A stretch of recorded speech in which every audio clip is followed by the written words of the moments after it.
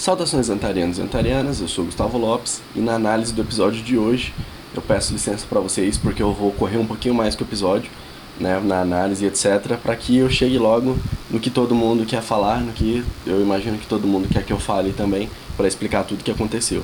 Antes de mais nada, eu quero pedir para vocês deixarem perguntas nos comentários e qualquer outra rede social que a gente tiver e nos acompanhar nas nossas redes sociais, se inscrever no canal e etc, para que a gente possa fazer o Antares Responde. É importante, né, que a gente tenha perguntas para responder. O Antares Responde e a gente só vai ter perguntas para responder se você enviar a sua pergunta. Então envia a sua pergunta aí, os links para as nossas redes sociais, e-mail, tá tudo aí na descrição do vídeo, você vai poder acompanhar aí a gente também em tudo isso.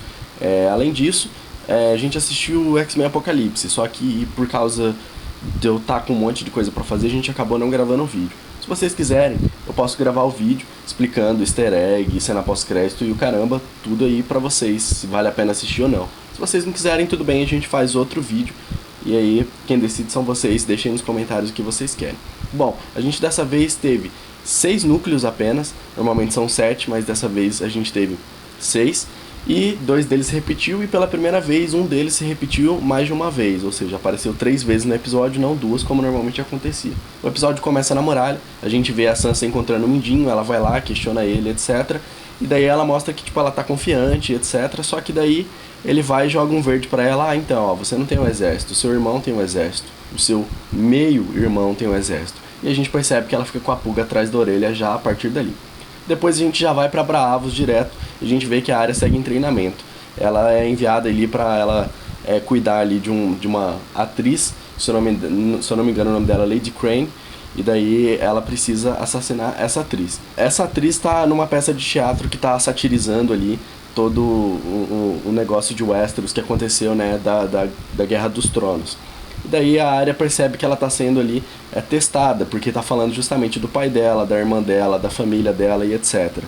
E então tem muita coisa ali, e basicamente isso daí é o que vai fazer com que ela descubra se ela é ninguém, se ela é uma Stark, o que ela realmente é. É esse confronto aí que a gente vai perceber realmente o que a Arya é. Eu imagino que ela seja uma Stark. Por quê? Porque essa mesma peça de teatro ela deve ir para Westeros se apresentar. E a Arya ela falou: eu posso usar os rostos? Não, você ainda não pode usar os rostos porque os rostos estão reservados para ninguém, você ainda não é ninguém. Então o que eu acho que ela vai fazer? Ela deve usar o rosto da mulher que ela matou para ela ir para Westeros tentar fazer a vingança dela, assumindo que realmente ela não pode ser ninguém, ela é Arya Stark, ela tem que assumir aí o manto da casa dela.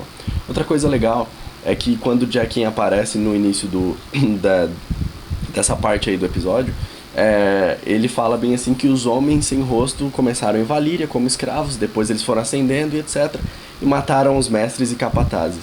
Isso dá a entender que os homens sem rostos foram um dos responsáveis pela queda de Valíria, e que depois eles saíram de lá e construíram a cidade de Braavos. Pretendo fazer um vídeo sobre Valíria mais pra frente, mas achei bem legal essa fala aí do Jack. Depois a gente já vai para além da muralha, aí a gente já vê o Bran tendo uma visão ali, que ele mostra os filhos da floresta ali num represeiro gigantesco, etc. Depois mostra por cima, e você pode ver que a disposição das pedras, ela tá meio que com uma espiral, como um catavento, sei lá. E isso daí a gente já viu, algo que os vagantes brancos têm bastante, e foi explicado por quê que isso acontece. O que acontece é que as crianças da floresta acabaram criando os outros, ou seja, os vagantes brancos. A criança da floresta que estava ali, inclusive, ajudando o Bran, ela pega uma lancinha de obsidiana e enfia no peito de um homem, e daí ele vira um vagante branco. Isso justifica porque que os vagantes brancos têm essa fraqueza à obsidiana, né, ao vidro de dragão, porque foi assim que eles foram criados. Alguém comentou nos vídeos, falando meio assim, no vídeo do Rei da Noite, que inclusive tá aqui na tela, caso você queira assistir, falando: essa sua teoria aí, ela já caiu, acabou. Não é bem assim. Não é bem assim porque uma coisa são os livros e outra coisa é a série. E pra ser bem sincero, não tem nem como a gente dizer que tá errado a história que tá nos livros pra série. A série ainda pode acabar adotando a história que tá nos livros, apesar de eu acreditar que eles não vão fazer isso. Quando eu falei sobre o Rei da Noite, é bom lembrar que eu falei que o Rei da Noite foi o 13º Lorde Comandante da Guarda da Noite. Se existe guarda da noite é porque existe muralha. Se existe muralha é porque já existia, então, os vagantes brancos. Isso significa que o Rei da Noite veio depois da criação dos vagantes brancos. O líder dos outros é uma coisa, o Rei da Noite é a outra. Não confundam, por favor. O Rei da Noite foi criado depois dos vagantes brancos, por causa da união dele com uma mulher que eu acredito que seja uma outra, uma vagante branco.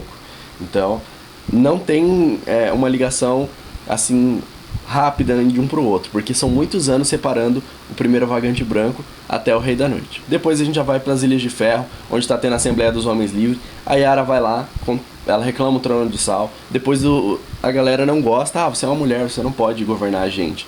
E daí eles falam, tem o Theon aqui, ele pode governar a gente. E o Theon se nega, ele fala, não, essa é a governante de vocês, essa é a rainha. Chega o Euron e fala que, olha, eu reclamo o Trono de Sal. Fala muita merda, eu não gostei.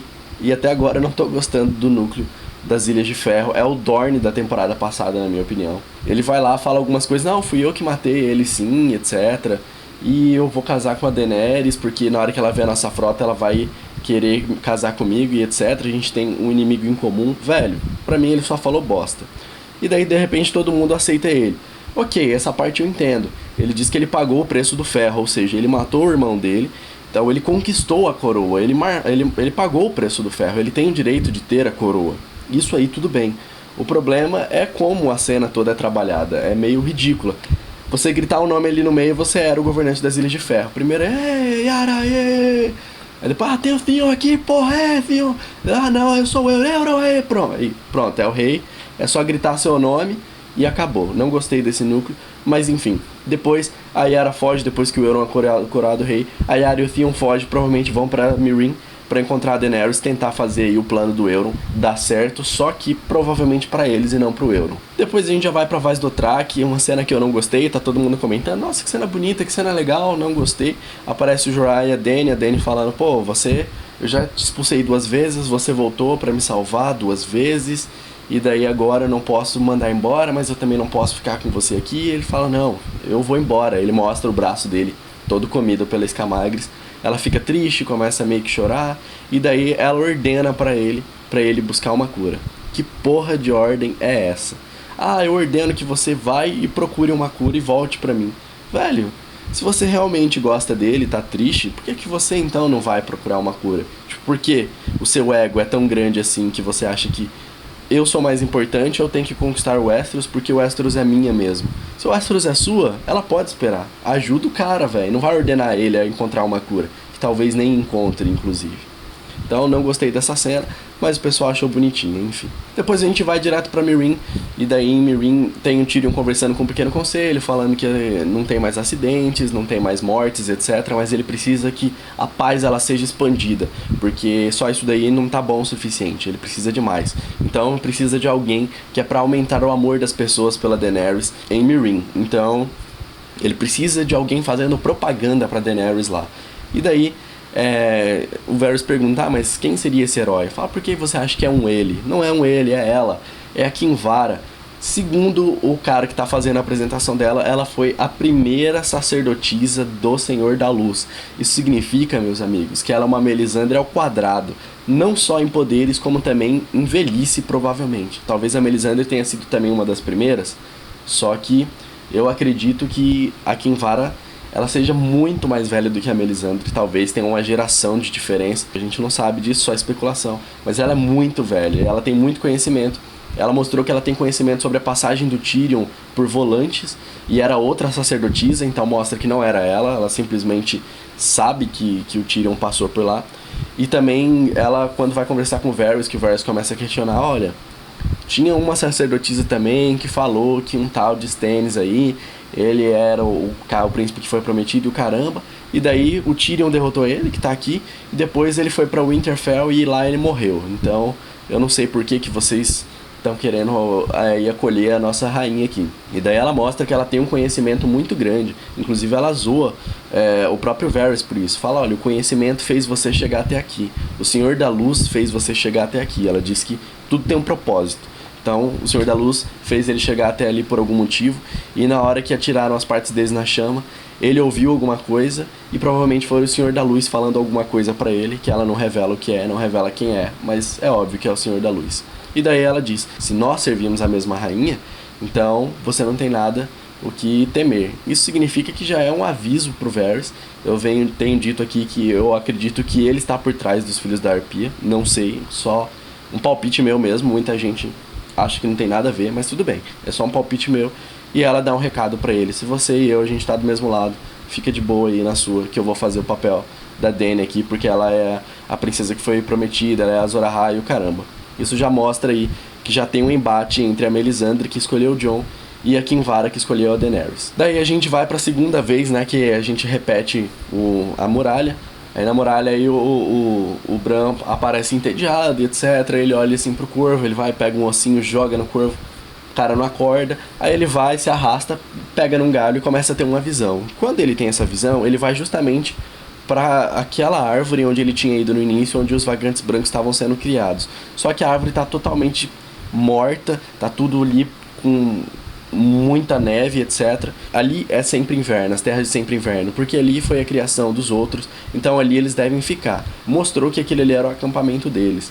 E daí tem vários Whites por ali, que são aqueles guerreiros ressuscitados. O Bran vai passando por todas as fileiras dos inimigos, até chegar do outro lado, onde ele vê 4 vagantes brancos. Eu tenho notado isso.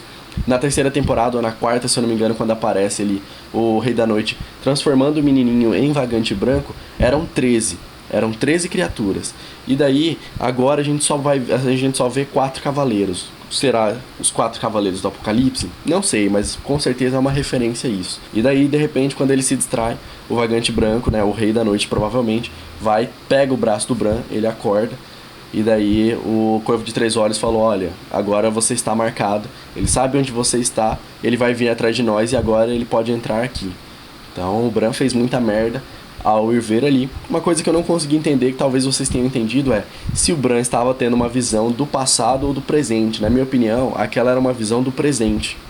E por que o vagante branco conseguiu tocar nele? Eu acredito que é por conta da própria magia que os vagantes brancos foram criados por causa dos Filhos da Floresta, em um solo sagrado e etc. Tem todo um ritual ali, e provavelmente ali o poder deles pode ser maior ou coisa do tipo também. Por isso ele conseguiu tocar no Bran. Depois a gente vai para a segunda vez que a muralha aparece. Daí a gente vê o Jon, a Sansa, a Brienne, o Davos e o Tormund discutindo aí como é que eles vão fazer para eles dominarem o Winterfell de novo. Daí o Davos ele fala, olha, os caras têm aqui os Ambers e os Karstark, e a Sansa fala, não, mas os Karstark eles podem voltar. E o Davos fala, não seja burra, guria, eles não vão voltar. E daí a Sansa ela afirma que ela tem os Tully do lado dela. Fala, não, eles têm um exército, eles já retomaram Corre Rio, reconstruíram, agora eles podem ficar com a gente. E daí quando o Jon ele indaga a Sansa sobre isso, ela mente pra ele, porque o Mindinho tinha dado essa informação pra ela, e ela mente pra ele, mostra que a Sansa, ela meio que tá caindo na lábia do Mindinho, ou talvez somente pra ela conseguir ter ali acesso aos Tully, ela não falou que foi o Mindinho que deu isso daí, porque provavelmente o Jon ia ser contra pegar o exército dos Tully, mas é provável que a Sansa esteja já jogando o Jogo dos Tronos, inclusive com o Jon, que ela diz confiar nele. Depois o Jon ele fala bem assim que não existem só essas casas aí no norte, que se você pegar todas as outras casas, você vai ter o mesmo número ali de soldados que você teria se você pegasse as casas maiores. Então, eles devem passar por várias outras casas, a gente deve ver com certeza. Eles passam pelas casas pequenininhas e vão tentando ali pegar mais pessoas pro exército deles para tentar retomar o Winterfell no 9º episódio. Uma coisa também que eu achei legal é esta imagem do Tormund olhando pra Brienne. Ele tá loucaço pela Brienne, ele quer pegar ela mesmo. Isso é muito legal, tomara que pegue, ia ser bem bacana. Outra coisa que eu quero observar, fazer uma observação, aliás, é que o Jon tá conversando com aquele irmão da Patrulha da Noite dele, e daí ele fala bem assim pra ele não deixar a muralha cair enquanto o Jon estiver fora.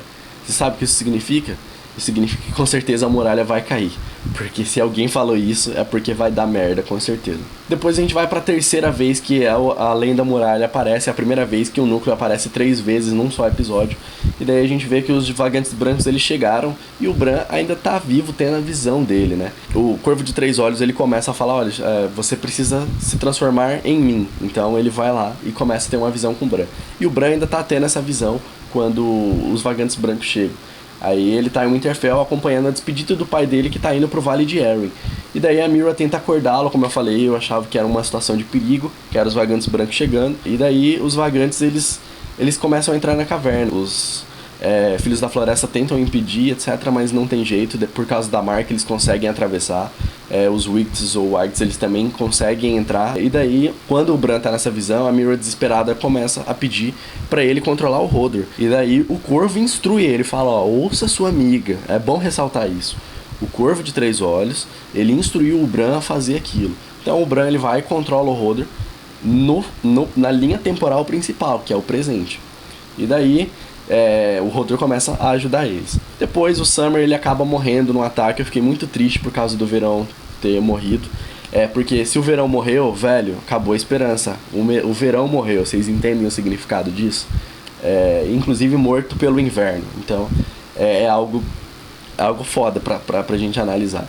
E depois, a última criança da floresta, ela também morre. E o Vagante Branco mata também o Corvo de Três Olhos. É legal que muita gente tinha chamado a minha atenção para aquele negócio que fica nas costas do Rei da Noite, falando que aquilo era um berrante, o berrante de Jorah Mormont, falando que aquilo ia derrubar a muralha. Pra mim, eles não vão fazer isso porque seria meio difícil de explicar. Eu tinha falado que aquilo parecia mais ser uma das armas dele. De fato, é uma das armas que eles têm. Então, realmente não é o berrante de Jorah Mormont que ele estava segurando ali nas costas. Daí, todo mundo consegue sair da caverna, o Hodor começa a segurar a porta ali, enquanto a Meera e o Bran, eles atravessam e saem correndo louco. Na verdade, a Meera, porque o Bran não corre, né? Eles saem correndo desesperados. E daí, o Bran olha pro Willis, né? Que é o futuro Hodor. E daí, ele, aparentemente, consegue wargar no próprio Willis, né, de antigamente. Quando ele faz isso, ele acaba criando uma conexão entre o Hodor da linha principal, que é a do presente, onde o Bran está sendo carregado agora, até o Hodor do passado, que é aquele que ele está vendo na visão dele. Quando ele faz isso, essa ligação ela se estabelece, o Hodor do passado, ou seja, o Willis, ele começa a ver exatamente o que o Hodor do futuro, na verdade do presente, está vendo. Então os dois, eles estão numa ligação. Então, por causa disso, a Meera vai falando pro Hodor para ele segurar a porta, né? Hold the door. E daí, o Hodor do passado, o Willis, ele começa a ter essa visão. Então, segure a porta, ela fala hold the door, e ele começa a ter uma convulsão e repetir isso, hold the door, hold the door, hold the door, até que ele começa a falar só Hodor. Por que isso acontece? Bom, para começar, ao você ser wargado já é algo bem traumático. E isso, inclusive, facilita pro Branco ter o controle do Hodor mais pra frente, porque ele já tem uma ligação. Porque o Hodor já foi wargado. Então, o Bran consegue entrar no Hodor por já ter essa ligação. E outra coisa, você vê sua própria morte, era uma cena tipo, muito forte, etc. Eles estavam vendo tudo aquilo ali. Isso é traumático, por isso teve ali alguns probleminhas na cabeça do Hodor, por isso ele ficou daquele jeito. Foi culpa do Bran, mas ao mesmo tempo eu acredito que o Hodor, ele meio que já sabia daquilo e seguiu o Bran porque ele queria mesmo. Não acho que ele ficou assustado por causa daquilo, né? Falando, não, agora eu vou morrer, mas eu acho que ele já sabia que ele ia morrer naquele momento ali. Depois o Hodor continua segurando a porta e daí aparentemente os Wicts, eles conseguem matar o Hodor. Provavelmente, talvez ele possa voltar, a gente não sabe. Eu não gostaria que o Hodor voltasse como um Wict, nem como nada que não fosse o próprio Hodor. Eu acho muito difícil ele conseguir sobreviver, até porque tinham 3 vagantes brancos ali atrás dele e ele não conseguiria contra os vagantes brancos, infelizmente. Vou explicar algumas coisas aqui. Eu pretendo no vídeo de quinta-feira, se tudo der certo, sair quinta, se não vai sair sexta, relaxe, explicar 2 teorias que eu acho bem legais. Mas já adiantando, a Meera, ela consegue matar um dos tenentes, coronéis, sei lá o que existe do exército lá dos vagantes. E a criança da floresta, ela tenta matar ele, e daí ele não morre. Por que a Meera conseguiu? Simples, muito simples mesmo. A criança da floresta pega a obsidiana e na hora que ela vai atacar, bate no peito dele na armadura. Você até ouve o barulho. Tem! É meio que um metal. Depois a Meera, ela pega a obsidiana e joga. Quando ela joga, acerta no pescoço dele. Então ele é destruído. Não tem nenhum tipo de armadura aqui. Por isso ele é destruído. Não tem nada a ver com a paternidade dela. Nada. É só por causa disso mesmo. Depois, como é que eu vou explicar pra vocês o último ato? A gente precisa de um pouquinho de conhecimento de física quântica. Mas relaxa. Não é nada que eu vou explodir a cabeça de vocês num mind-blowing aí. Mas a gente precisa de um pouquinho de conhecimento. Uma das teorias da física quântica, uma das mais conhecidas, diz que presente, passado e futuro são linhas paralelas de tempo e que elas acontecem ao mesmo tempo. O que eu quis dizer com isso?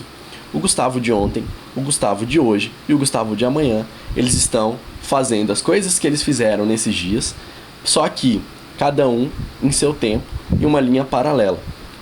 Uma coisa que eu posso exemplificar bem pra vocês é em X-Men Dias do Futuro Esquecido, no filme. O que acontece? O Wolverine, ele é enviado para o passado, para que então ele consiga mudar o passado, para que o futuro então seja alterado também, né? Então, ele é enviado para o passado. A linha onde ele estava, ou seja, o presente, onde ele foi enviado para o passado, não parou, ela continuou se desenvolvendo. Já o passado também não parou, ou seja, passado, presente e futuro continuam se desenrolando, mesmo que você não estivesse ali. Qual é o erro de X-Men Dias do Futuro Esquecido? O que é para você fazer no seu passado já tem que ser feito segundo a própria física quântica. Por isso, passado, presente e futuro, segundo a física quântica, são imutáveis, que é exatamente o que Game of Thrones acerta. Como assim, Gustavo? O Bran não mudou o futuro nem o passado, porque o Hodor já era o Hodor daquele jeito. Ele simplesmente fez o que era para ele fazer. Ele não mudou o passado. Por isso algumas pessoas falaram, ele pode ir lá para a criação dos vagantes brancos e impedir que eles sejam criados. Não. Por que ele não pode fazer isso? Porque se fosse para ele fazer isso, já teria feito. Aí não seria mais as Crônicas de Gelo e Fogo, seria, sei lá, Um Sonho de Primavera, que é o nome do último livro.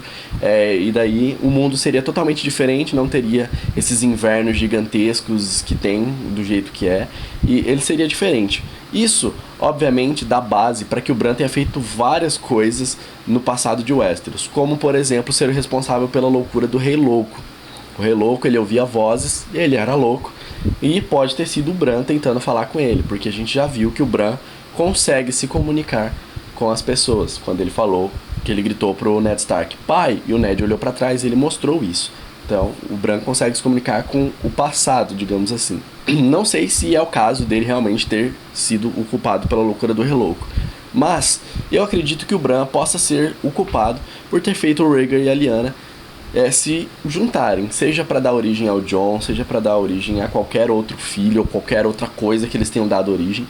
Porque o Rhaegar, ele sabia de algumas coisas que parecia estar à frente do tempo dele. Inclusive, a profecia que dizia que ia sair da linhagem do Aerys com a Rhaelle ou Raela, sei lá, pode ter sido inclusive feita pelo Bran. O Bran pode ter voltado e falado, olha, vai ser assim, assim, assim. Então as profecias podem ter sido feitas por ele, inclusive. Porque ele pode ter moldado a história de Westeros para ela ser exatamente como ela é agora, para que no final, o final seja do jeito que tem que ser mesmo, seja com a vitória dos vagantes, seja com a vitória dos humanos, seja com a vitória dos dragões sobre os humanos e vagantes e assim por diante. Agora vamos falar um pouquinho do próximo episódio. Sempre tem aquele trailer, aquele teaserzinho do próximo episódio que você sempre vai encontrar na descrição do vídeo que a gente faz a análise do episódio passado, né? Ou seja, o episódio 5 vai ter o teaser do episódio 6 e assim sucessivamente. A gente já começa com a sequência da Meera com o Bran, ela correndo com ele, os Wicks ali todos correndo atrás deles dois, né? Inclusive ela fala, me desculpe, aí isso significa que ela acredita que eles vão morrer. Só que daí aparece um cavaleiro. Isso não apareceu no teaser, só que isso aparece no trailer. É a mesma cena, é a mesma floresta, é a mesma coisa. A gente viu um cavaleiro chegando com um negocinho de fogo e batendo em um Wicks lá pra ele pegar fogo. Então esse cara salvou ali, o Bran salvou a Meera também, é a mesma cena. Isso dá aí abertura para aparecer o Mãos Frias ou o Benjen Stark, que é o tio do Jon, do Bran e de todos os Starks lá. Depois a gente vê o Sam e a Gilly chegando ao Monte Chifre. Ele fala, faz tanto tempo que eu não venho aqui. E a Gilly pergunta, você contou que eu sou uma selvagem? Provavelmente não, né? E daí já aparece o pai dele com ali o brasão da casa Tarly aqui no peito, né? E mostra que ele não tá muito contente ali com a volta do Sam. Outra coisa é que parece que vai ter realmente a resolução da situação da Margaery e do Loras. Lembra que eu falei que ia ser no episódio 6? Pois é. No episódio 6, parece que vai ter resolução. A gente sabe que o Alto Pardal não vai morrer, porque a própria sinopse do episódio do outro episódio já fala isso, né? Do episódio 7 fala que o Alto Pardal, ele tá mirando um novo inimigo. Então a gente não sabe o que vai acontecer. Eu acho que não vai ter o Walk of Shame pra Marjorie. E depois mostra a Dany com o Daario, né? Os dois conversando. Ele fala que ela é uma conquistadora, ela fala que ela não é uma conquistadora, ela só vai pegar o que já é dela. Então assim, eu tenho direito de ir lá pegar o Trono de Ferro, porque o Trono de Ferro é meu. Então eu não sou uma conquistadora, o Trono de Ferro é meu. Eu vou lá pegar ele de volta. E com certeza, na verdade com certeza não, mas aparentemente essa cena onde ela tá andando com todos os Dothraques ali é a mesma cena que o Drogon aparece ali, gigantesco, cobrindo ali a horda de Dothraques. E vamos ver o que acontece, se a Dany vai conseguir domar ele, se ele vai matar alguém, o que vai acontecer. Vai ser alguma coisa legal, com certeza. Eles não colocaram um teaser à toa, eu acho. Bom, galera, esse foi o vídeo de hoje. Muito obrigado por vocês terem assistido. Se vocês gostaram, deixa aquele gostei. Se você não é inscrito, seja inscrito no canal, se inscreve aí. Recomende aí o vídeo para as outras pessoas aí, se você gostou do vídeo. E compartilhe nas redes sociais, acompanhe a gente nas redes sociais, etc. Muito obrigado por vocês terem assistido e até a próxima.